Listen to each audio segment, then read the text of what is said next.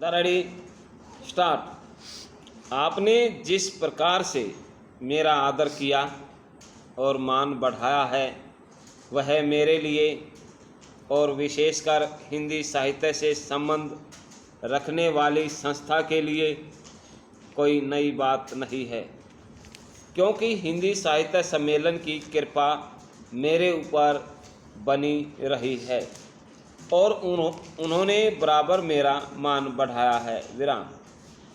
इसलिए यदि मैं कहूँ कि आपको मैं हृदय से धन्यवाद देता हूँ तो वह काफ़ी नहीं होगा, क्योंकि मैं जानता हूँ कि जितना आदर आपने मुझे दिया है उससे मैं कभी भी ऋणी नहीं हो सकता। विराम। पैरा। आपने अभी जो मान पत्र पढ़ा उसमें इस बात की ओर संकेत किया गया है कि कुछ लोगों के प्रयत्न से हिंदी राष्ट्रभाषा मान ली गई है।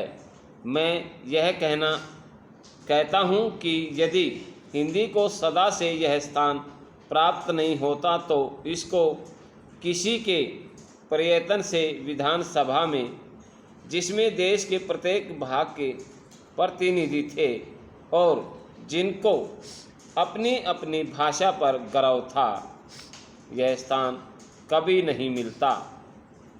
विराम। हिंदी के लिए यह गौरव की बात है कि यह निर्णय केवल बहुमत से अथवा हिंदी भाषियों की सहमति से ही नहीं किया गया, बल्कि और प्रदेशों के लोगों ने भी, जो न तो हिंदी बोलते थे और न समझते थे, उसे हृदय से स्वीकार किया। आज यह कहा जा सकता है कि अगले 12-13 वर्षों में हिंदी उस स्थान पर पहुंच जाएगी जो हमारे संविधान ने उसके लिए निर्धारित किया है। विराम।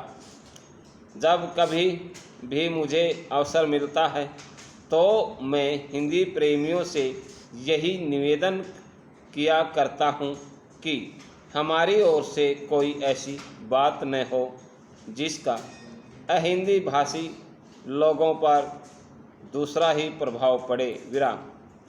हिंदी भाषियों ने हिंदी भाषा को स्वीकार किया, वह कोई बड़ी बात नहीं।